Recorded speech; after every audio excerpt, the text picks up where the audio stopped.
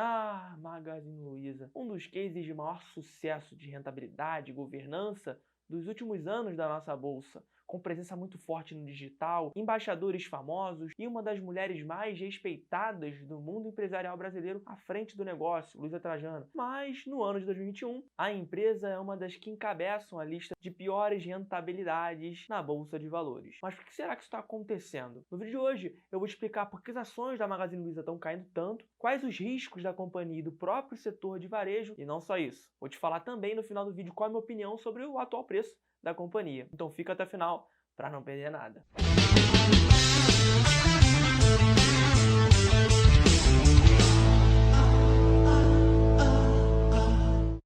Antes da gente entender um pouco mais sobre essa verdadeira surra que as ações da Magazine Luiza estão tomando nesse ano, mais especificamente nos últimos 5 meses, eu não posso esquecer de pedir para você deixar o seu like aqui embaixo e se inscrever no canal. Se é a sua primeira vez por aqui, seja muito bem-vindo. Sério, cara, isso é importante demais pro canal e pro algoritmo do YouTube entender que é um conteúdo maneiro. E assim, divulgar esse conteúdo para que mais pessoas possam se beneficiar dele, assim como eu tenho certeza que você vai se beneficiar também. Por isso, muito obrigado. Valeu! Para a gente extrair o máximo de valor da análise que a gente vai fazer das ações da Magazine Luiza, eu resolvi trazer uma análise top-down, ou seja, analisar primeiro o cenário macro e depois vir para o micro, analisar a empresa de fato, para a gente conseguir entender se essa queda das ações ela acompanhou também por uma deterioração dos valores da empresa, porque se a empresa de fato ela perdeu performance, pode fazer sentido que essa queda tenha acontecido, mas se não, pode ser uma possível oportunidade de compra. De forma bem resumida, analisando o cenário macro global, o que está acontecendo? Nos Estados Unidos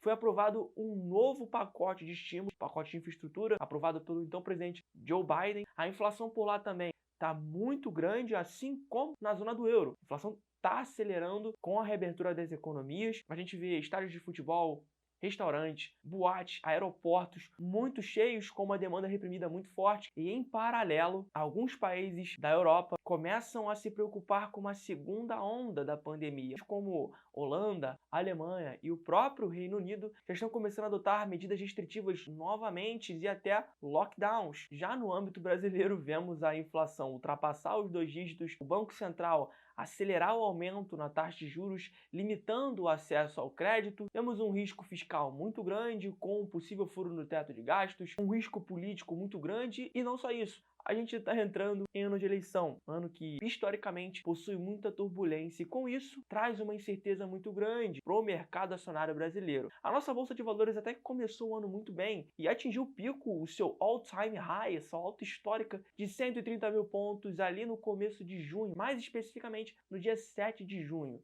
Só que de lá para cá, o Ibovespa amarga uma queda de 19%. E se você quiser entender um pouco mais do porquê esse movimento, do porquê a Bolsa de Valores brasileira caiu tanto nesses últimos meses, eu fiz 2 vídeos. Eu vou deixar o card aqui em cima se você quiser entender um pouco mais a fundo sobre esse movimento. Beleza. E a Magalu? A gente entendeu a parte do top, agora a gente vai vir para o down. Vamos analisar a própria Magazine Luiza e o setor de varejo. Esse setor, se não é um dos mais difíceis da Bolsa de Valores de entregar resultados expressivos. E o que tange o setor de varejo como um todo? Primeiramente, possui margens baixíssimas, o que faz com que a empresa tenha cada vez mais a obrigação de ter uma gestão mais assertiva, justamente porque o negócio em si do varejo possui margens muito baixas. E isso porque existem muitos concorrentes. No âmbito brasileiro, a gente tem Lojas Renner, Via Varejo, Magazine Luiza, lojas americanas. No cenário externo, a gente tem gigantes como o Mercado Livre, Alibaba e a própria Amazon. Então, ela já possui muita concorrência de forma interna e concorrentes fortes historicamente que entregam resultado. E não só isso, existem gigantes que estão olhando para o Brasil, tentando abocanhar um pouco desse mercado. O segundo ponto é que o setor de varejo ele é muito dependente do crescimento do país que ele está inserido. Por exemplo, a Magazine Luiza está muito dependente do crescimento brasileiro. Por outro lado, a Amazon, que é uma empresa que já está começando a ter uma lucratividade bem párea com o que ela tem dentro do próprio Estados Unidos, consegue diversificar mais o risco país, ou seja, pode ser que os Estados Unidos não cresça tanto, mas ela estando exposta a outras economias, ela consegue mitigar o risco país. A Magazine Luiza, não tendo operações em outros países, ela está muito à mercê do quanto o Brasil irá crescer. O setor de varejo não consegue ser um setor que cresce muito além da economia brasileira. E o terceiro ponto é que empresas que conseguem crescer mais do que o setor de varejo como um todo, como a Amazon, a Alibaba, Mercado Livre e a própria Magazine Luiza, precisam desprender um capital muito forte em aquisições de outras companhias e de novas tecnologias para conseguir avançar ainda mais no e-commerce. Está sendo um dos braços mais fortes dessa companhia. Então, por si só, o setor de varejo é um setor muito desafiador por si só em qualquer lugar do mundo. E no Brasil, com esse cenário mais desafiador, essa dificuldade tende a aumentar ainda mais a entrega de resultado da companhia. E analisando um pouco mais o resultado do terceiro trimestre de 2021 da companhia, eu queria destacar alguns big numbers, alguns positivos e outros nem tanto. Eu vou deixar na tela para a gente acompanhar um pouco mais. De resultados positivos, a gente teve 22% de crescimento das vendas no e-commerce e 12% do aumento de vendas totais, totalizando as vendas no online e nas lojas físicas. Aumento também das unidades de logística e área de armazenagem, o que dá mais dinamismo para as entregas. Abertura de novas lojas físicas no Rio de Janeiro, que é o segundo maior mercado consumidor do país. Era uma área que a Magazine Luiza não tinha uma atuação forte antes, então ela está entrando agora no novo mercado consumidor, que tem muito potencial para trazer mais retorno para a companhia. Porém, alguns números não foram tão bons assim e que deixou o mercado um pouco mais cabisbaixo com os resultados da companhia. Vamos lá. A margem EBITDA caiu de 6,8% para 4,1%. E observa, uma gigante como a Magazine Luiza, uma das líderes do setor, com a margem pífia de 4,1%. Essa margem ela dá muito pouco espaço para erro. A empresa tem que ser sempre muito bem efetiva nas aquisições, no capital de giro, nas suas operações, onde ela vai abrir loja, ou nas suas campanhas no e-commerce, mostrando um desafio muito grande do próprio setor varejista. Já as vendas nas lojas físicas, que representa a parte que mais traz retorno, que é mais rentável para a companhia, caiu cerca de 8%. Porém, vale ressaltar as dificuldades do cenário atual, alta taxa de juros, alta inflação, que pesam muito em cima do setor. E o terceiro ponto que mais pesou para o mercado foi uma queda no lucro líquido de 89,5% em comparação com o terceiro trimestre de 2020. A gente sabe que em 2020 todo mundo ficou dentro de suas casas. O pouco consumo que tinham era advindo do meio online, do meio do e-commerce. E a gente viu muitas empresas que estavam nesse meio, que estavam com uma presença muito forte no meio digital, tendo resultados muito fortes. Porém, uma queda de 89,5% no lucro líquido é algo que a gente deve olhar com mais cautela. Isso não é muito normal de acontecer, ainda mais se tratando da toda poderosa Magazine Luiza, que consegue entregar resultados muito bons trimestre após trimestre. E após a divulgação dos resultados, no dia 12 de novembro, as ações da Magazine Luiza caíram mais de 18%, sim, em um único dia, e fizeram com que as ações despencassem no acumulado anual em cerca de 50%. E aí?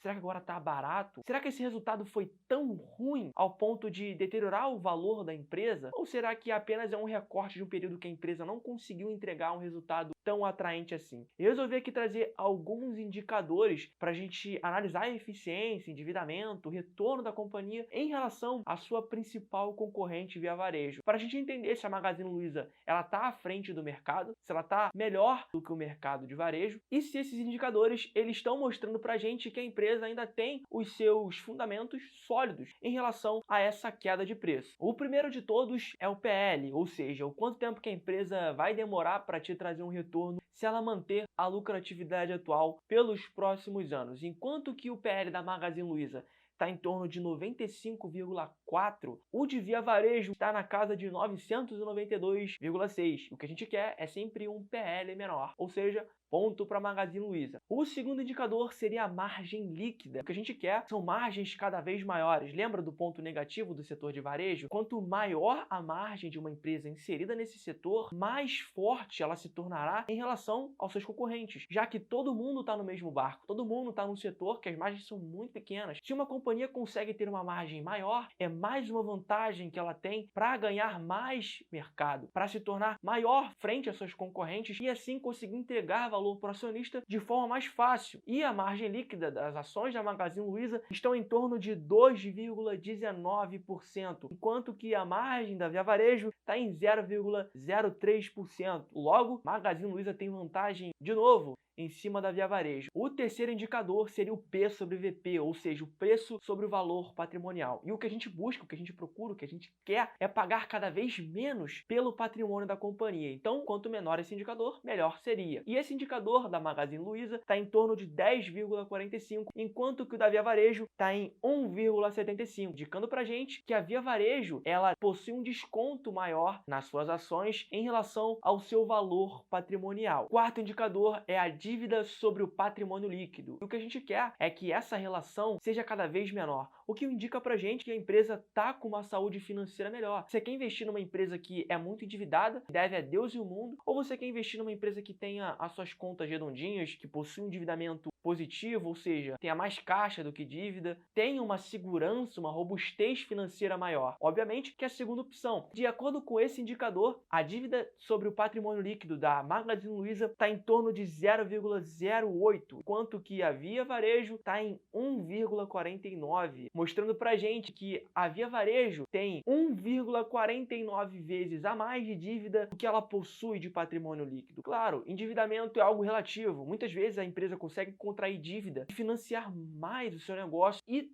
dar um retorno maior para o seu acionista. Só que lembra, a gente está falando do setor de varejo, onde as margens são muito comprimidas e o erro é muito punido. Ter uma companhia que já possui naturalmente margens baixas com um endividamento muito alto é um risco ainda maior que essa companhia traz para o acionista. Pode ser que esse risco seja acompanhado de rentabilidade, mas nunca se sabe, só o futuro vai dizer. Por isso, nesse quesito, a Magazine Luiza sai muito à frente em relação à Via Varejo. E por fim, temos o ROI, o Return on Equity, ou seja, o retorno que a companhia tem em cima do patrimônio líquido que ela investiu no negócio, sem contar dívidas, apenas o capital próprio e o capital dos investidores. O que a gente quer é que a empresa consiga rentabilizar o acionista, que ela consiga entregar resultado sem dívidas. Então, quanto maior esse ROI, melhor é. E o ROI da Magazine Luiza está em torno de 10,73%, enquanto que o ROI da Via Varejo está em 0,18%. Então a gente consegue perceber que em um setor de varejo, onde as margens são muito pequenas, a Magazine Luiza consegue ter uma margem maior em relação à Via Varejo, ela consegue entregar mais retorno para o acionista, tendo menos dívida, e em relação ao PL, ou seja, o preço-lucro, ela consegue entregar retorno para o acionista em menos tempo do que a Via Varejo. Claro que existem muitos outros indicadores que a gente precisa analisar, mas eu quis trazer aqui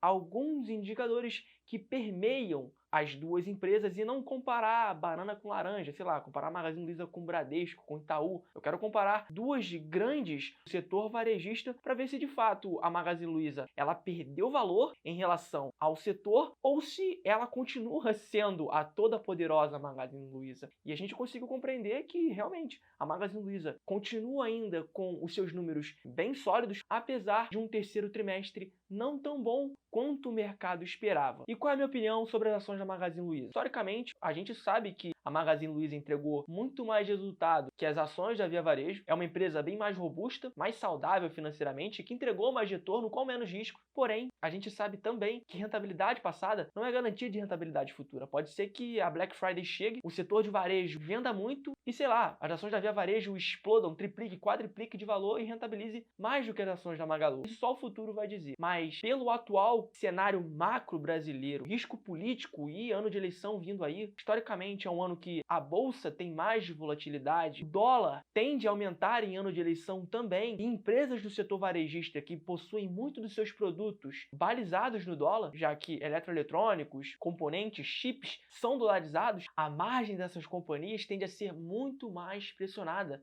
em períodos de alta do dólar. Por isso, por esse momento macro do país está mais difícil e o próprio setor varejista já ser um setor muito complicado por si só, a soma desses dois fatores faz com que eu fique com o pé atrás nesse momento. Na minha opinião, existem muitas empresas mais sólidas, mais seguras para o atual momento do que empresas do setor varejista. Mas claro, essa é a minha opinião. O que você acha? Você acha que a Black Friday foi antecipada para as ações da Magazine Luiza, que está muito barata, é a oportunidade de compra?